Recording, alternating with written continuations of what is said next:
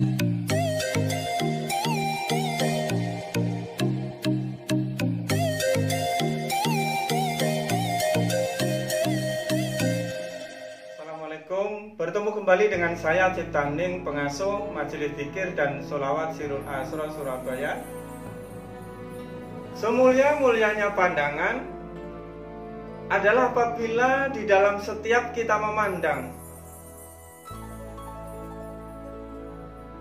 di dalam setiap kita menghadapkan wajah kita, di situ tidak ada yang lain yang kita pandang kecuali wajah daripada Allah Subhanahu wa Ta'ala.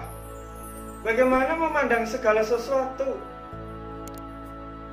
dan menjadikan pandangan kita itu adalah sesuatu yang berharga, sesuatu yang mulia di hadapan Allah Subhanahu wa Ta'ala.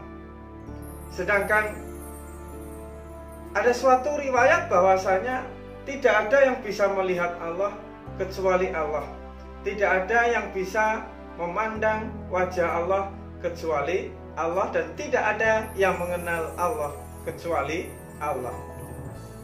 Maka untuk memandang Allah, kita harus bisa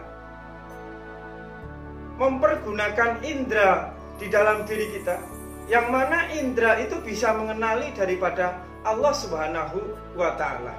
Indera apa di dalam diri manusia yang bisa mengenal Allah dan bisa melihat Allah dan bisa merasakan kehadiran Allah? Indra itu adalah rasa pengerasa kita.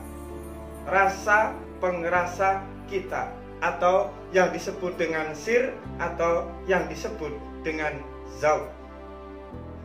Kita melihat Allah di dalam gunung, di dalam awan, di dalam hujan yang membasahi bumi, di dalam daun yang tertiup angin, di dalam air sungai yang mengalir. Kita melihat Allah di dalam segala sesuatu yang kita lihat. Kita memahami di dalam setiap yang kita pandang, yang kita saksikan, dari keindahan-keindahan alam tersebut, dari panorama-panorama alam tersebut, di dalamnya ada kuasa Allah. Hal itu terjadi karena dikehendaki oleh Allah. Akan tetapi, terkadang pandangan kita hanya berhenti kepada sebuah keyakinan, hanya berhenti kepada sebuah pemahaman, hanya berhenti di dalam sebuah wacana-wacana yang hanya melahirkan sebuah sebutan dan kata-kata bahwa Allah lah yang meliputi segala sesuatu, Allah lah yang menghendaki hujan turun, Allah lah yang mengatur air yang mengalir di dalam sungai yang jernih, Allah lah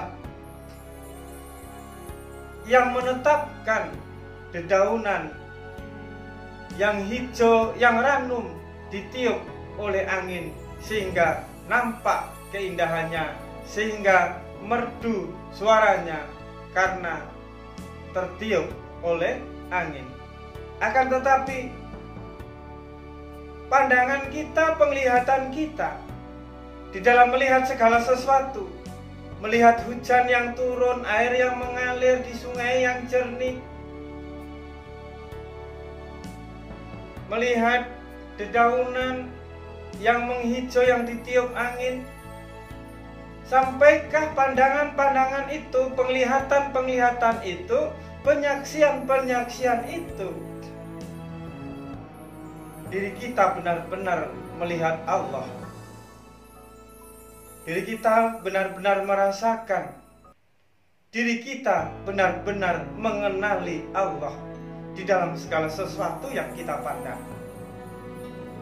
Bukan hanya sekedar pandangan kita, penglihatan kita, penyaksian kita tidak hanya mengantarkan diri kita pada sebuah keyakinan dan duduk di dalam wacana-wacana, penjelasan-penjelasan, huruf-huruf dan kata-kata, namun tidak mampu mengantarkan kita kepada penyaksian yang lebih dalam, kepada pengenalan yang lebih dalam, sehingga kita merasakan dan melihat Allah begitu dekat, begitu nyata di dalam segala sesuatu. Apabila penglihatan kita, penyaksian kita kepada segala sesuatu mampu mengantarkan penglihatan batiniah kita, sehingga kita benar-benar merasakan kehadiran Allah di dalam segala sesuatu, itulah semulia-mulianya pandangan kita, itulah semulia-mulianya hidup kita, dan itulah semulia-mulianya waktu dan usia kita, di mana kita tidak bisa melihat apapun lagi, tidak bisa memandang siapapun lagi, dan tidak bisa memisah-misahkan pandangan kita ke dalam setiap wujud, kepada setiap bentuk, kepada setiap hitam dan yang putih, yang terang dan yang gelap, dari induknya, yaitu Allah yang Maha Wahid, yang Maha Ahad, yang meliputi segala sesuatu. Pandangan yang mulia, penyaksian yang mulia akan mengantarkan diri kita kepada kedudukan yang mulia, kedudukan yang tinggi di hadapan Allah, dan kedudukan yang tinggi di hadapan makhluknya Allah Subhanahu wa Ta'ala. Dengan pandangan yang mulia, niscaya urusan dunia kita akan dimuliakan, urusan leluhur kita dimuliakan, dan urusan anak cucu kita dimuliakan oleh Allah. Kemuliaan pandangan kita mengangkat pandangan leluhur kita 7 turun ke atas, dan mengangkat pandangan 7 turun anak cucu kita ke bawah. Lalu rasa pengerasa yang bagaimana?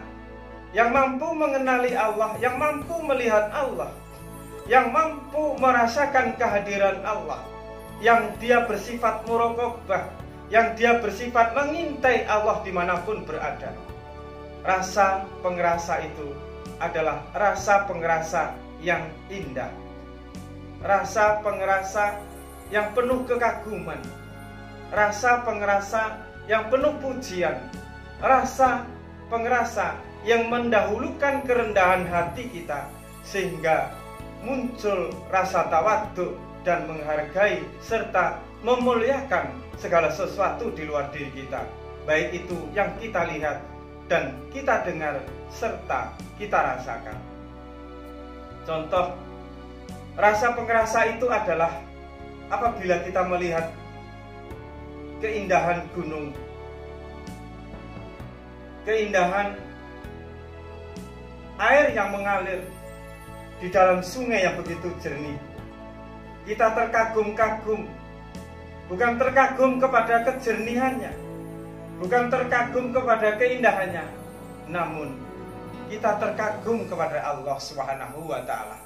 Begitu indahnya, sehingga keindahan Allah itulah sumber untuk menciptakan keindahan gunung-gunung, dengan ngarainya, jurang-jurangnya, dengan lembah-lembahnya yang begitu menghijau, begitu indah dipandang.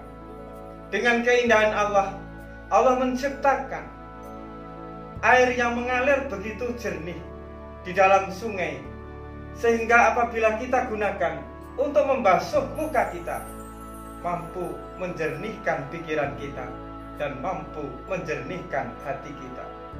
Kekaguman kita kepada Allah kita zahirkan di dalam pandangan kita, kita wujudkan di dalam pandangan kita, di dalam setiap segala sesuatu yang kita lihat. Sertakan kekaguman kita kepada Allah. Itulah rasa pengerasa kita. Kekaguman itulah yang sampai kepada Allah. Kekaguman kita itulah yang menggetarkan arsy Allah, sehingga pandangan kita itu tembus ke dalam diri Allah Subhanahu wa Ta'ala. Begitu juga apabila kita melihat segala sesuatu, sertakanlah rasa dan perasaan memuji kepada Allah. Karena pujian itulah yang akan sampai kepada Allah, yang menggetarkan aras Allah dan sambung kepada diri daripada Allah Subhanahu wa ta'ala. Sehingga di dalam pandangan tersebut, karena berangkat dari rasa kagum, karena berangkat dari rasa memuji, akhirnya timbullah bibit-bibit cinta, bibit-bibit kasih, bibit-bibit rasa bersyukur, bibit-bibit rasa yang sabar, bibit-bibit rasa yang lembut di dalam melihat, mendengar, menyikapi, menerima segala sesuatu di dalam kehidupan kita. Munculnya rasa sabar, munculnya rasa kasih, munculnya rasa cinta di dalam menyikapi segala sesuatu, di dalam menerima segala sesuatu. Itu hanya terjadi apabila kita melihat Allah di dalam segala sesuatu dan kita melakukan segala sesuatu itu karena Allah Subhanahu wa ta'ala. Dengan melihat Allah dan dengan memperlakukan segala sesuatu itu karena Allah, maka Allah karuniakan, maka Allah hadiahkan, maka Allah menganugerahkan kepada diri seseorang dan diri kita sifat-sifat yang indah, kesabaran, keikhlasan, ketulusan. Seperti halnya kondisi dan keadaan rasa tersebut telah dikaruniakan kepada junjungan kita Nabi besar Muhammad Shallallahu Alaihi Wasallam beserta para keluarga dan beserta para kekasih Allah Subhanahu wa ta'ala. Tanpa kita memandang Allah, tanpa kita melihat Allah, dan tanpa kita merasakan Allah di dalam segala sesuatu, niscaya kehidupan kita akan terhina, akan hampa, tidak akan pernah mulia meskipun diri kita bersusah payah untuk mencari penghidupan agar kita tercukupi, agar kita terhormati, agar kita mulia di sisi Allah dan di sisi makhluk. Namun karena pandangan kita tidak melihat Allah, maka jalan kemuliaan itu tertutup di dalam dan untuk diri kita. Cukup sekian, semoga manfaat. Ingat, tetap waras dan tetap fokus. Wassalamualaikum warahmatullahi wabarakatuh.